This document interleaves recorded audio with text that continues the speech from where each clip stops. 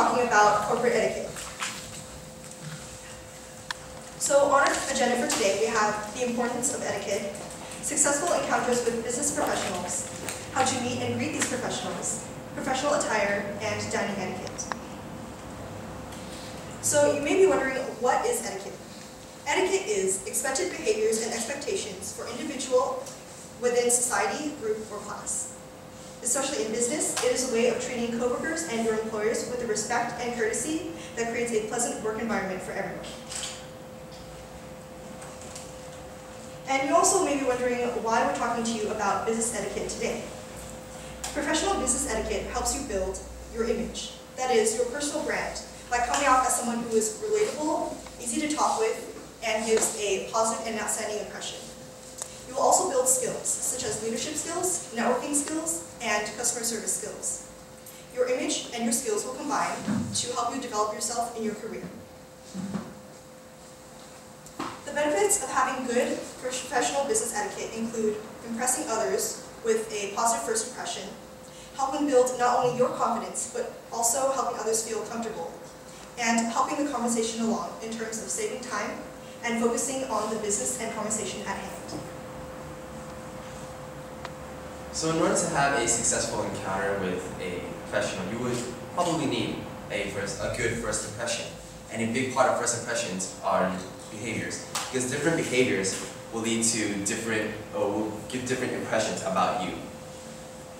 Now, as one of our recruiters at our recruitment event said, some of the biggest impressions, or the most memorable ones, are the most negative impressions. So sometimes it's not always about making the most positive impression, but about not being the one that gives the negative impressions. And at professional events, small talk is inevitable. So small talk consists of two parts, listening and responding. So in listening, you want to make sure that you have an open stance, an open posture to show that you are someone that's approachable. You want to lean forward and nod occasionally to show that you're listening, that you're engaged in the conversation. You want to smile and keep eye contact. You will also want to create a calm inner setting in which you are able to focus on the conversation. You can control yourself from fidgeting and watch your body motions, and are able to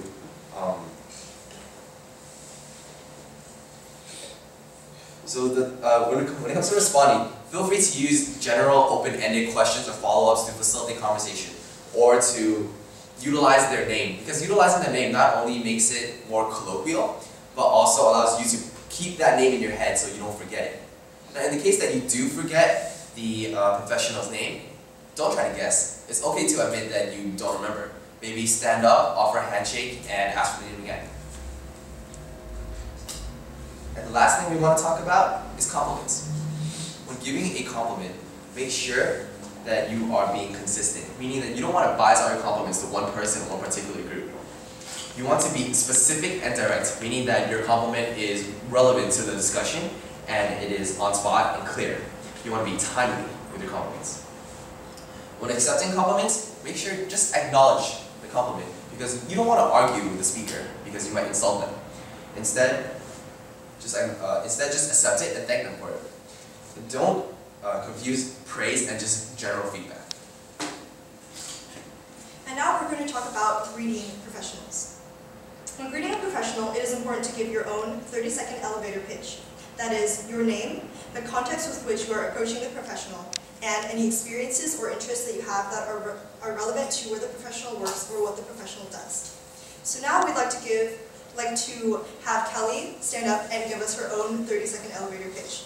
So pretend that I am a recruiter from Google at a career fair, and what would you like to say to me as your elevator pitch?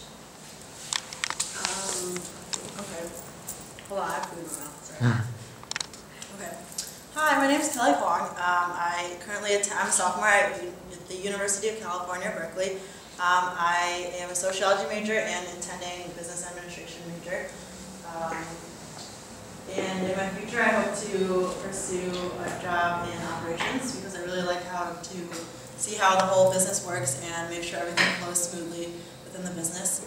And in my free time, I like to jog, read, shop, and try different cuisines. Okay, thank you. on her elevator pitch include, first of all, saying her name, saying her educational background, and also explaining some of her interests that are pertinent to a recruiter at Google. And now we'll talk about introducing professionals to one of your peers. So when you're introducing a recruiter to, for example, someone from PBL, it's important to introduce the first important name first. So in this example, we have Guy Dean from JP Morgan at our recruitment event, Lincoln, who is introducing Tai to Guy Dean. So Lincoln might say something like, "Hello, Guy Dean. I'd like to introduce to you Tai from Phi Beta Lambda. Tai, this is Guy Dean from JP Morgan." And remember to keep it basic, not to give a laundry list of your accomplishments, and also not to ramble.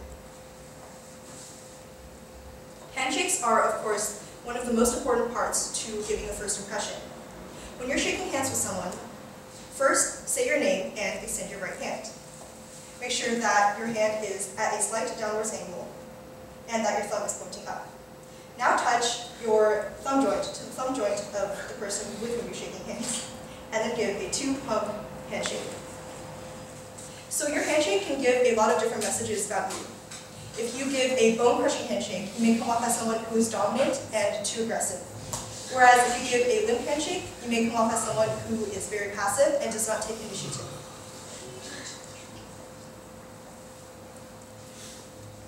Now for business cards are a very important part of connecting and following up with business professionals.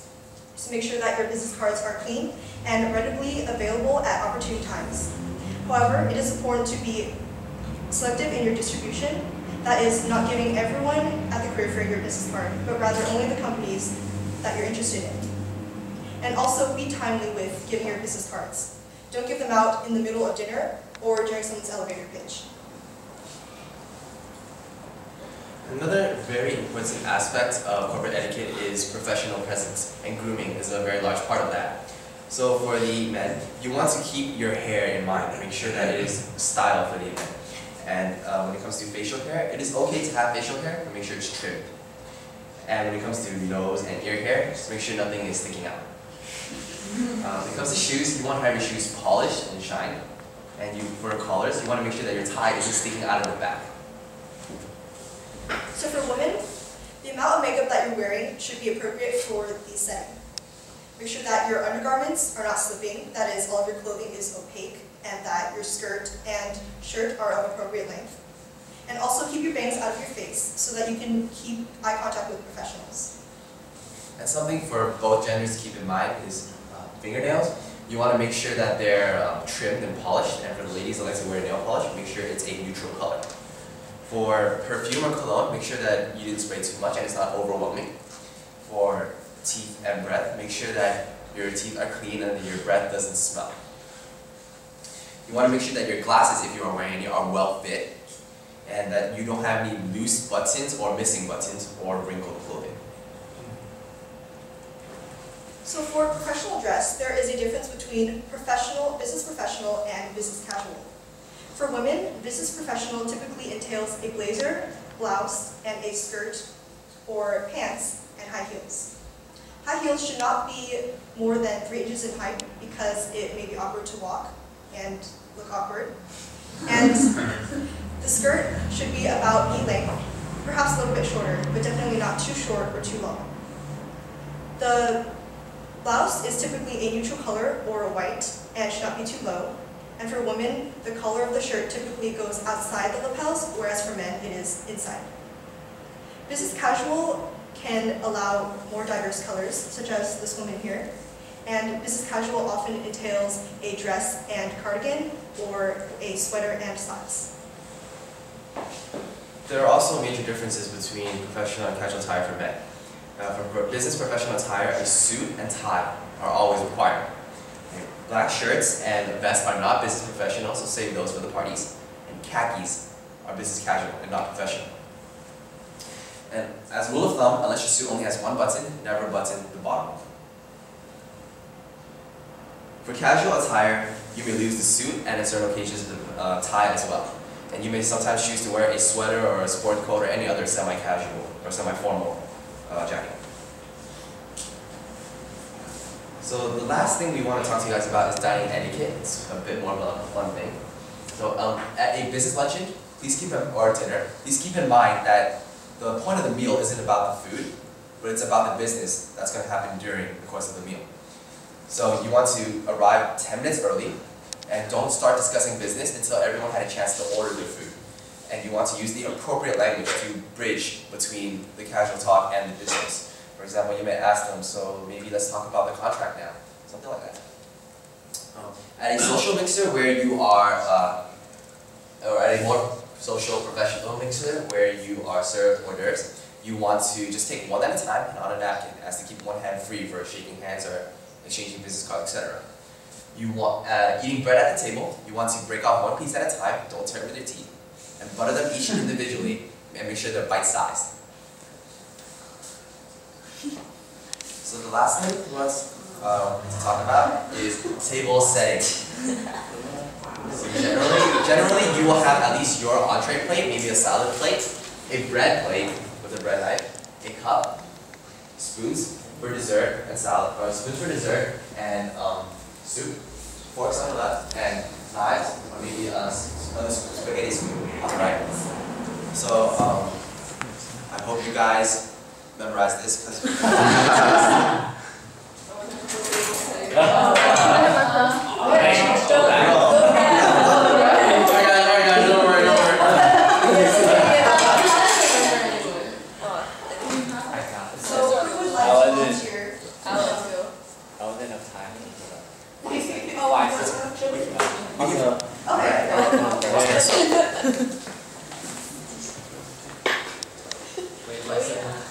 you'll sit from this side. Oops, sorry.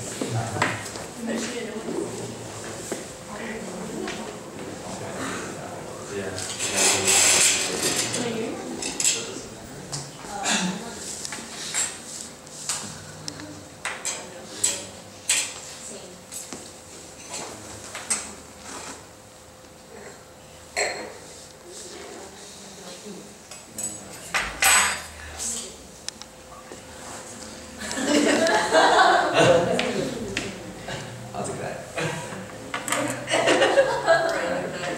Thank you, come on. Okay, thank you, Emma.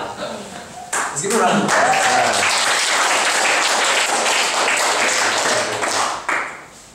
So, you guys want to go back, right?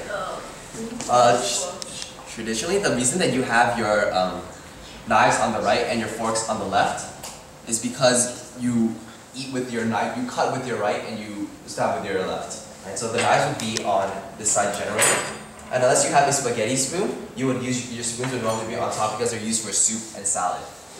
When eating in general, you eat from the outside in. So if you had soup and they serve that first, you take the top spoon, etc. Right? If you had anything that required knives or forks, you take from the side and you start going in.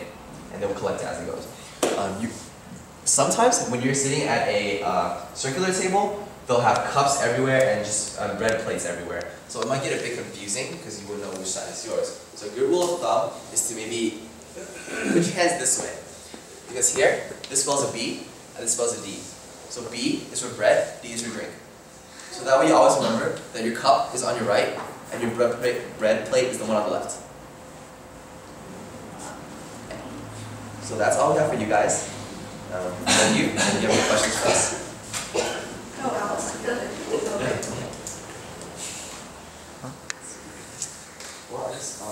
One last point that was mentioned at the earlier session, Jason today talked about the Placement of name the tags. placement of name tags.